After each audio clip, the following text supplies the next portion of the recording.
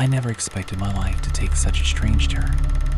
When I saw the small, flickering help wanted sign hanging in the window of a rundown roadside diner, I didn't hesitate. It was late, I was hungry, and I needed a job. It didn't seem like the kind of place that asked too many questions, and at that moment, that suited me just fine. The diner itself was nothing special, just a greasy spoon on a lonely stretch of highway, the kind of place truckers and night owls stop at for a quick bite. The neon sign above the entrance buzzed weakly, spelling out Midnight Diner in faded blue light. The glass door creaked as I pushed it open, and the scent of old coffee and frying oil filled my nostrils. Inside, the atmosphere was oddly still. A long counter stretched across the room, lined with red vinyl stools. A few cracked leather booths hugged the walls, and a jukebox in the corner stood silent, coated in a fine layer of dust. A lone ceiling fan rotated sluggishly, barely moving the stale air.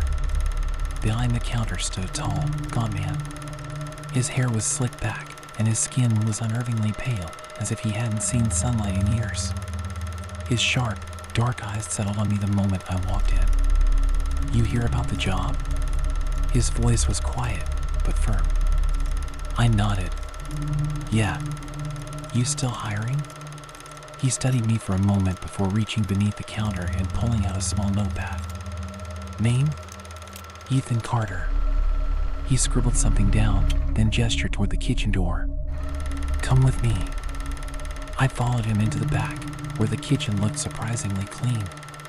The stainless steel counters gleamed under the fluorescent lights, and the scent of something unfamiliar lingered in the air. It wasn't bad, just odd, like spices I couldn't quite place. "You'll work nights.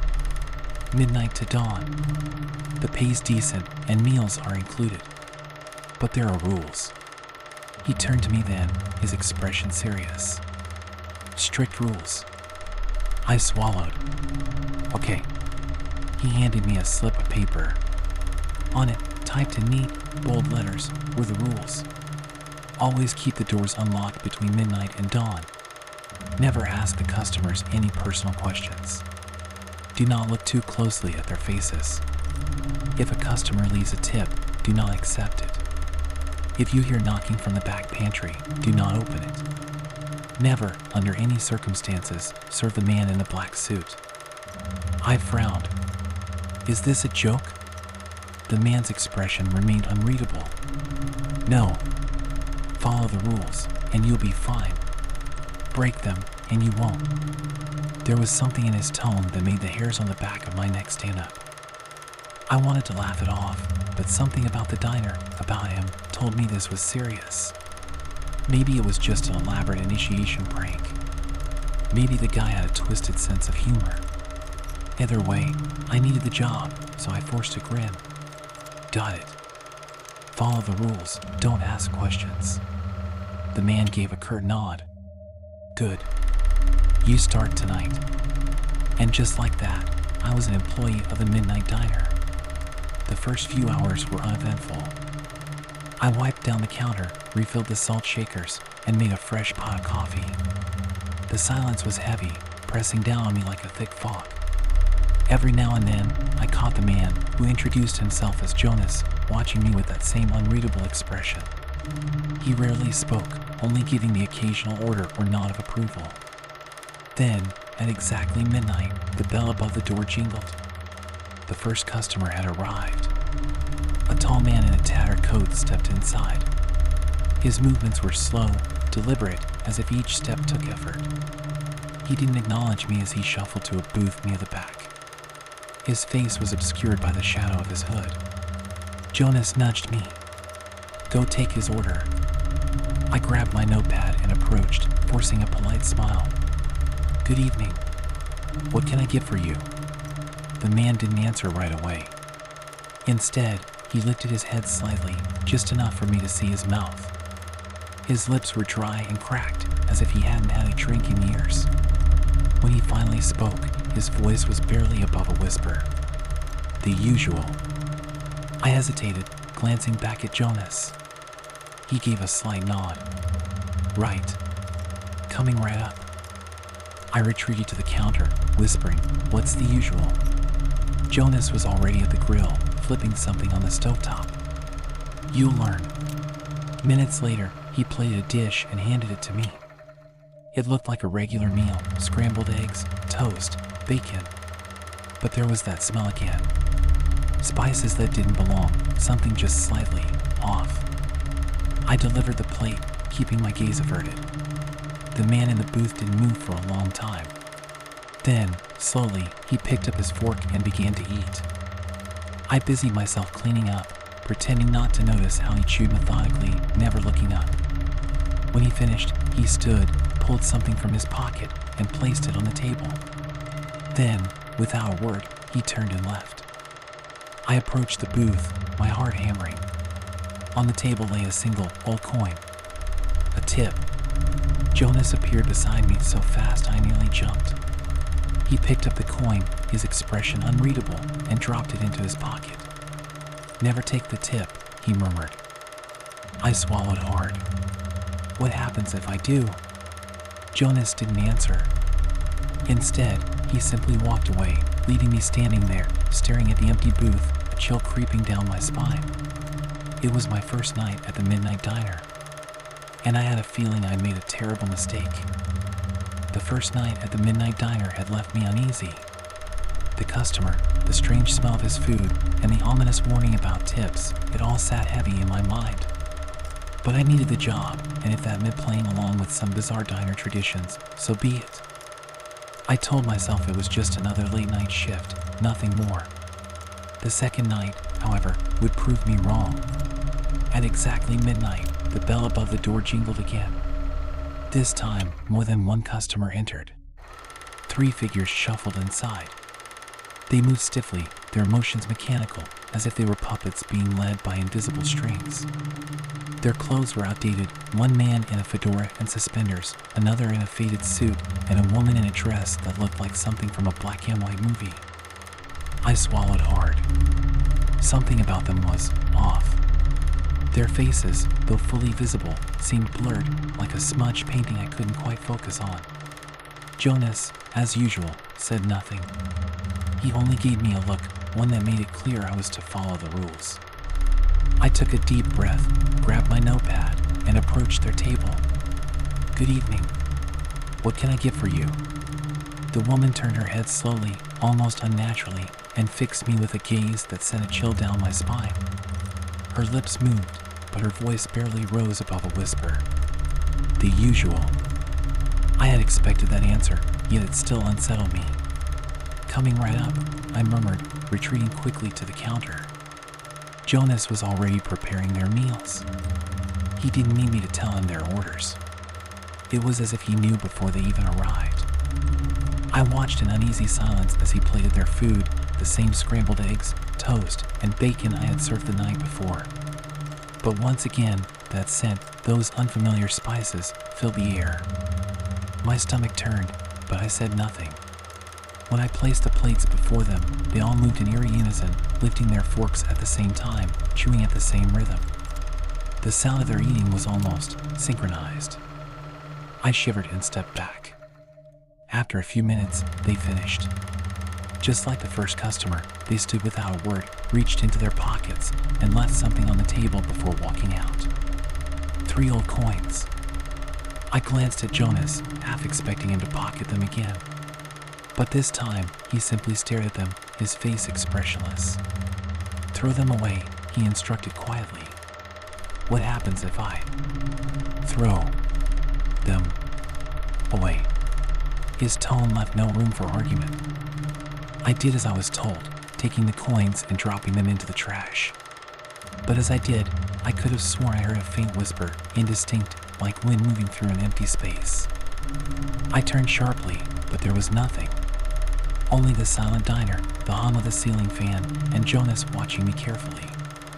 "Good job," he said at last. "You're learning." But learning what, exactly? That I couldn't answer. The rest of the shift passed in tense silence. No more customers came, and as dawn approached, Jonas finally spoke again. "Tomorrow will be different." I frowned. Different how? His dark eyes met mine. "You'll see." I didn't like the sound of that. But what choice did I have? By the time my third night at the Midnight Diner rolled around, I had started to believe I was working in some kind of waking nightmare. The blurred faces, the synchronized eating, the strange old coins, it all gnawed at my sanity. But what haunted me the most were Jonas's words from the night before. Tomorrow will be different. I didn't know what he meant, but I dreaded finding out. The shift began as usual. I wiped down the counter, made a fresh pot of coffee, and tried to push my unease aside. Jonas moved through the kitchen in his usual silent, efficient way. If he was concerned about whatever different thing was coming, he didn't show it. At midnight, the bell above the door jingled. This time, only one customer entered. The moment he stepped inside, the air seemed to grow heavy. The hum of the ceiling fan dimmed, the flickering neon lights buzzed louder. My breath caught in my throat. He was tall and thin, dressed in a black suit that seemed untouched by time. His face was clearer than the others, too clear. Sharp cheekbones, hollow eyes, lips curled into something between a smirk and a grimace. I knew. Before he even spoke, I knew who he was. The man in the black suit. The last rule on Jonas's list burned in my mind: never, under any circumstances, serve the man in the black suit. Jonas stiffened beside me. His voice, usually calm, was laced with something unfamiliar: fear. Go to the kitchen. Now. I didn't move. My body was frozen in place, my gaze locked on the stranger as he took a seat at the counter. He folded his hands neatly and smiled at me. "I'll take the usual," he said, his voice smooth, almost pleasant. My fingers tightened around my notepad. Jonas grabbed my arm, his grip like iron. "Ethan, go!" The man in the black suit chuckled. So impolite. I am a paying customer, after all. Jonas ignored him. He all but shoved me toward the kitchen, his breath low and urgent. "Stay there. No matter what you hear, do not come out. Do you understand?" I opened my mouth to argue, to demand answers, but the look in his eyes stopped me. I nodded and stumbled into the back, pressing myself against the cold steel counter. Silence. Then, voices. Jonas's, low and firm. The man in the black suit, smooth as silk. Then, a sound I cannot describe. A tearing, like fabric being ripped from reality itself. A pressure in my skull, like something vast and unseen was pressing against my mind, trying to force its way inside. I clenched my fists, trying to block it out. And then, nothing. Minutes passed. Maybe hours. When I finally dared to step out, the diner was empty. Jonas stood behind the counter, his back to me, his shoulders rigid. "Jonas?" My voice was hoarse. He turned slowly. His face was pale, more than usual. His hands trembled as he wiped down the counter with slow, deliberate movements. "He left," Jonas said. "You did good. You stayed put." I swallowed hard. What was that?" Jonas exhaled through his nose, shaking his head. "You don't want to know." But I did. And I had a feeling that, whether I wanted to or not, I was going to find out. The night after the man in the black suit came to the diner, I felt a shift in the air. Everything seemed heavier, like the walls themselves were holding a secret too big to contain. Jonas hadn't said much after last night, and I knew better than to push him for answers he wasn't ready to give. But I could see it in his eyes, something had changed. The rules had kept me safe so far, but my curiosity was starting to outgrow my fear. That was a dangerous thing. I arrived at my shift just before midnight, stepping into the quiet diner. Jonas was already there, standing behind the counter, his fingers tapping against the surface. He barely acknowledged me as I walked in. Instead, he muttered something under his breath and slid a fresh pot of coffee onto the burner. Then, he handed me a new list of rules. I stared at the paper in my hands, my pulse quickening. The first few rules remained the same, but a new one had been added at the bottom. 7. If you hear knocking from the back pantry, do not open it. I looked up at Jonas. "What's in the pantry?" He shook his head. "Don't ask questions you don't want answers to." His cryptic responses were starting to wear on me. But before I could press him further, the bell above the door jingled. Midnight. The first customer of the night walked in. It was the same as always, someone who moved too stiffly, whose face was too blurred for my eyes to focus on. I took the order, served the food, avoided eye contact, and didn't accept the tip. Routine. The diner operated like a machine, and as long as I followed the rules, I was just another cog in its workings. Then, around 3 a.m., the knocking started. A slow, deliberate tap, tap, tap against the pantry door in the back of the kitchen. It wasn't loud, but in the eerie silence of the diner, it sounded deafening. I froze, my heart hammering in my chest. Jonas had disappeared into the freezer a few minutes earlier, leaving me alone. I gripped the edge of the counter, staring toward the back as the knocking continued. Tap, tap, tap. I knew what the rules said, but something about that sound, it wasn't aggressive. It wasn't demanding. It almost sounded desperate. I took a step forward before I could stop myself. Tap, tap, tap. What was behind that door? Was someone trapped? Had someone been locked inside all this time? I reached the pantry door, placing my hand on the handle. My breath was shallow, my mind screaming at me to stop. And then, Ethan. Jonas's voice cut through the air like a whip. I spun around. He was standing at the kitchen entrance, eyes wide with something I could only describe as panic. "Step away from the door," he said, his voice low and firm.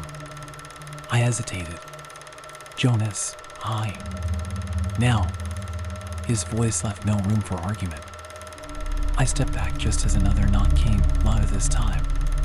Jonas crossed the kitchen in 2 long strides, grabbing my wrist and pulling me away.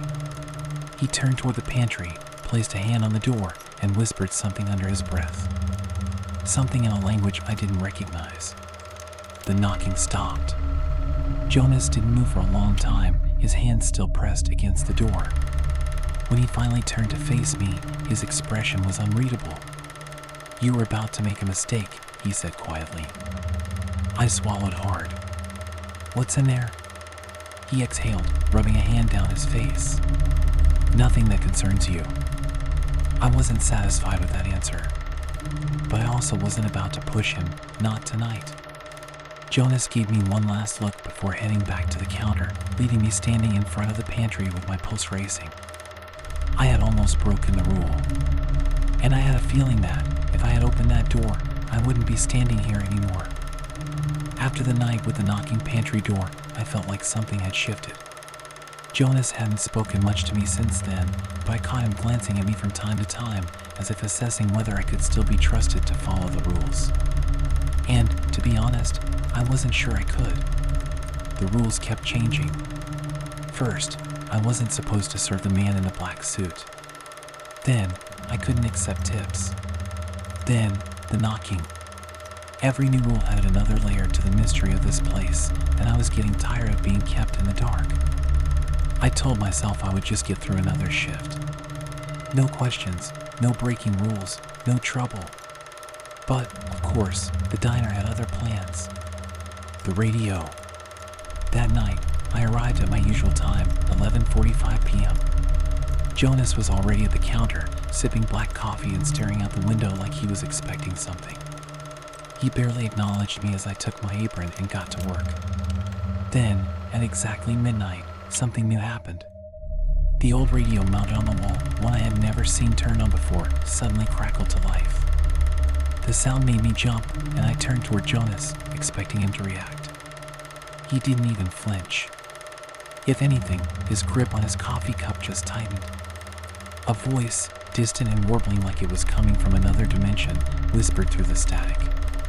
"Ethan, are you listening?" I felt my blood run cold. I stared at the radio, unable to move. The voice was distorted, unnatural, but it had said my name. "Jonas," I whispered. "Who is that?" "Don't respond," Jonas said, his voice sharp as a knife. no matter what it says. My pulse pounded in my ears. The voice crackled again, words barely audible through the distortion. You don't have to stay there. I can help you. Let me in. Jonas moved quickly, crossing the diner in a few steps, and twisted the knob on the radio, shutting it off. The silence that followed was deafening. New rule, Jonas muttered. Don't listen to the radio. Don't answer it. Ever. I swallowed, trying to push down the panic rising in my chest. Jonas, that thing knew my name. He nodded grimly. Yeah, they know a lot of things, but they only have power if you give it to them. I wanted to press for more, but before I could, the diner door jingled. The stranger. A man walked in, tall, thin, and dressed in a uniform I couldn't quite place. Something about him set my nerves on edge immediately. His face was clearer than most of our usual customers, but his eyes, they were too dark, too deep, like staring into an abyss. He took a seat at the counter, his long fingers tapping against the surface. The usual, he said, like every other customer before him. Jonas didn't move. He just stared at the man, his face unreadable. You shouldn't be here. The man's mouth twitched into something that might have been a smile. Neither should you. A silence stretched between them, thick with unspoken tension. Then, the man's fingers stopped tapping, and he tilted his head slightly in my direction. What about you, Ethan? He asked. Are you happy here? A chill ran down my spine. I just work here. Do you? The man's dark eyes bore into me. Or are you trapped like the rest of them? Jonas slammed a hand on the counter. Enough. You got what you came for. Leave. The stranger chuckled, low and hollow, before standing. He reached into his pocket and pulled something out, a single silver coin. He placed it on the counter and pushed it toward me. For your trouble, he murmured. I didn't touch it. Jonas did. He grabbed the coin and, without hesitation, tossed it into the trash. The man in the uniform didn't react. He just nodded, turned, and walked out the door. I let out a breath I hadn't realized I was holding. Jonas, who was that? Jonas rubbed a hand down his face, suddenly looking tired. You don't want to know. I was starting to hate that answer. The warning. The rest of the shift passed in uneasy silence. No more customers. No more radio voices. Just me, Jonas, and a lingering feeling that something was watching from the shadows. As I was untying my apron, ready to head home, Jonas finally spoke again. Tomorrow will be harder, he said. I frowned. Harder how? He hesitated, then sighed. They know you now. They'll start testing you. Who? Jonas shook his head. You'll see. Just remember, don't break the rules. And whatever you do, don't listen to the voices. I nodded slowly, but deep down, I knew one thing for sure. I had already started listening. The next night, I arrived at the diner with a growing sense of unease. Jonas's warning about things getting harder echoed in my mind, but he hadn't given me anything to prepare for it. Just another shift, another list of rules, another opportunity for me to make a mistake. The night started like the others. Midnight struck, and the first customers filtered in. I served them without looking at their faces, keeping my head down and my hands steady. But then, around 1 a.m., something new happened. The air grew thick, like a storm was brewing inside the diner. The fluorescent lights flickered, and a faint whisper crawled through the air. Not from the radio this time, this was different. It felt closer. Jonas stiffened behind the counter. They're here. I swallowed. Who? The unseen ones. My fingers tightened around the edge of the counter. What does that mean? Jonas didn't look at me. Just follow the new rule. Do not acknowledge them. Do not react to anything they do. I opened my mouth to argue, to ask what I should be expecting, but the moment I did, something cold brushed against the back of my neck. I whirled around, but there was nothing there. Just empty air. A chill seeped into my bones as I turned back toward Jonas, who was watching me carefully. You felt it, didn't you? I nodded, heart hammering. Don't let them know that. I exhaled shakily and focused on the tasks in front of me. Cleaning tables, refilling coffee, pretending I didn't hear the faint scraping sound coming from the ceiling. Then the whispers started. They weren't coming from the radio. They were everywhere, surrounding me, pressing against my ears like invisible fingertips. He hears us. He knows we're here. Let's show him. The napkin dispenser on the counter rattled, and I nearly dropped the coffee pot in my hands. I clenched my jaw and turned away, pretending nothing had happened. The whispers grew bolder. Look at us, Ethan. We've been waiting. Let us in. Then the coffee machine turned on by itself, hissing steam into the air. A chair at the far end of the diner scraped against the floor as if someone had just pulled it out to sit down. I forced myself to keep moving, to ignore it all. I could feel them closing in, waiting for me to break. Jonas moved closer, his voice barely above a whisper. You're doing good. Just a little longer. A breath of cold air washed over me, and suddenly, a stack of plates flew off the shelf, shattering against the tile floor. I flinched. The whispers fell silent. And then they laughed. It was a horrible, distorted sound, like children giggling through a broken radio. The lights flickered violently, and for a brief moment, the entire diner felt wrong, like I was standing somewhere I wasn't supposed to be. Then, just as suddenly as it had started, everything stopped. The air was still. The lights stabilized. The whispers were gone. Jonas let out a slow breath. You did better than most. I turned to him, still shaking. What the hell was that? He hesitated, then picked up a piece of a broken plate. They like to test the new ones. See who's weak. I swallowed hard. And if I had reacted? Jonas met my gaze, and for the first time since I started working here, I saw real concern in his eyes. Then they would have stayed. I didn't ask what that meant. I wasn't sure I wanted to know. Instead, I grabbed a broom and started sweeping up the broken plates, pretending my hands weren't trembling. The next night, I came to work with my nerves still raw from the previous shift. The unseen ones had tested me, and I had barely held my ground. Jonas hadn't said much after it was over, just patted my shoulder and told me to go home and get some rest. But I hadn't rested. Not really. I arrived just before midnight, the diner bathed in the usual sickly glow of its neon sign. Jonas was behind the counter, cleaning a coffee mug that looked like it had been scrubbed 1,000 times already. He nodded at me but didn't say anything. That was fine. I wasn't in the mood to talk either. Midnight struck, and the first customers filtered in, faceless, nameless figures that moved like echoes of something long past. I took their orders, served their food, and avoided their eyes. Routine kept me sane. Then, at 2 a.m., the doorbell chimed again. A man walked in. He was different. I knew it immediately. He didn't have the blurred features of the usual patrons. His face was sharp, his eyes dark and knowing. He wore a long coat, the collar turned up, his hands tucked neatly into the pockets. He walked with purpose, each step slow and deliberate. He didn't take a seat at the counter like most. Instead, he headed straight to the last booth in the corner, the one that Jonas had always told me to leave empty. Jonas went rigid beside me.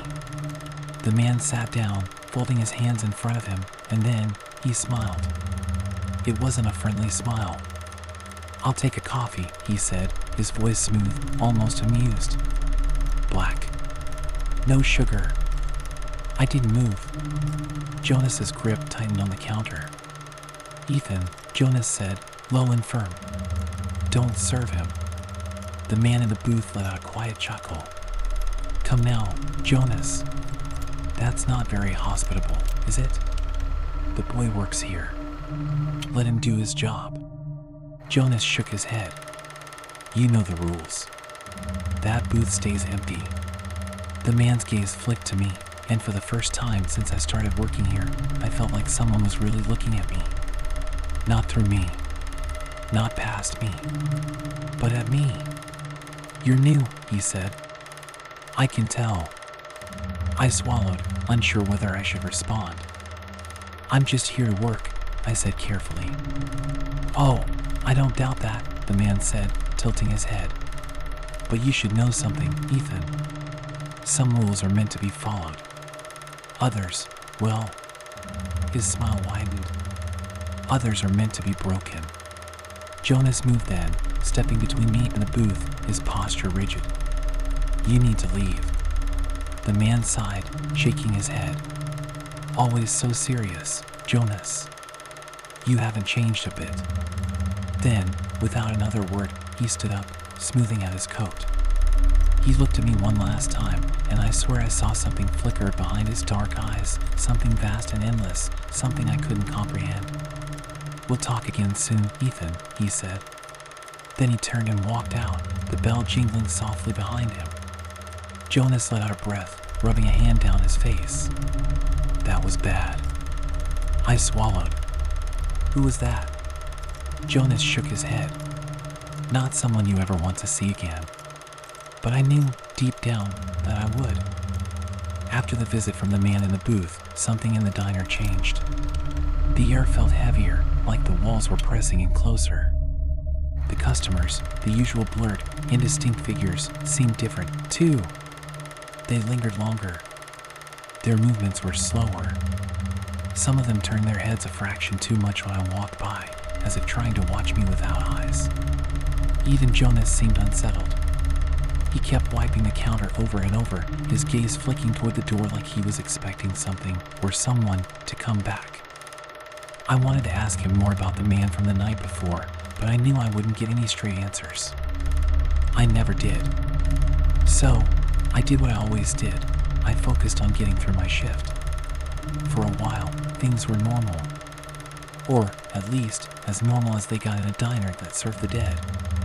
Then, at exactly 2:45 a.m., the bell above the door jingled. A new customer walked in. I didn't recognize them, which wasn't unusual. But there was something off about this one. They were tall, and possibly so, their long limbs barely fitting into their clothes. Their face wasn't blurred like the usual customers, but it wasn't right either.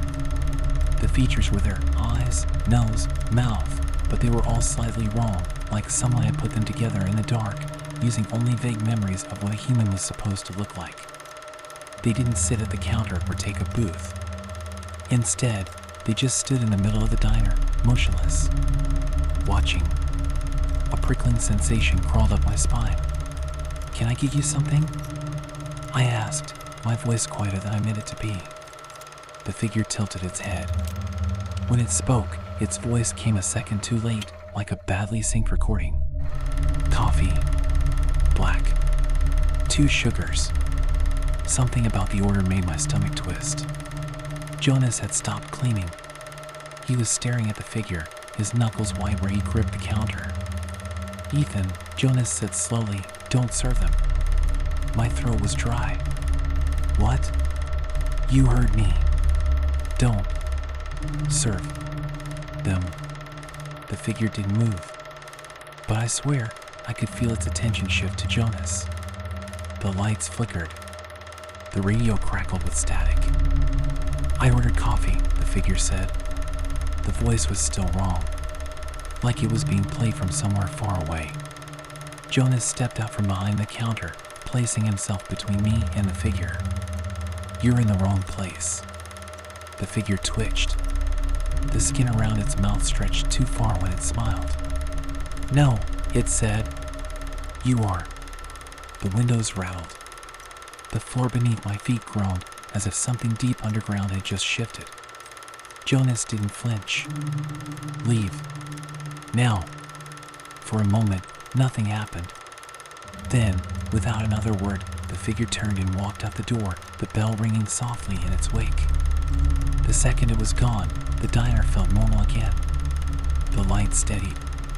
The air no longer felt thick. The radio fell silent. I turned to Jonas, my hands shaking. Jonas, what the hell was that?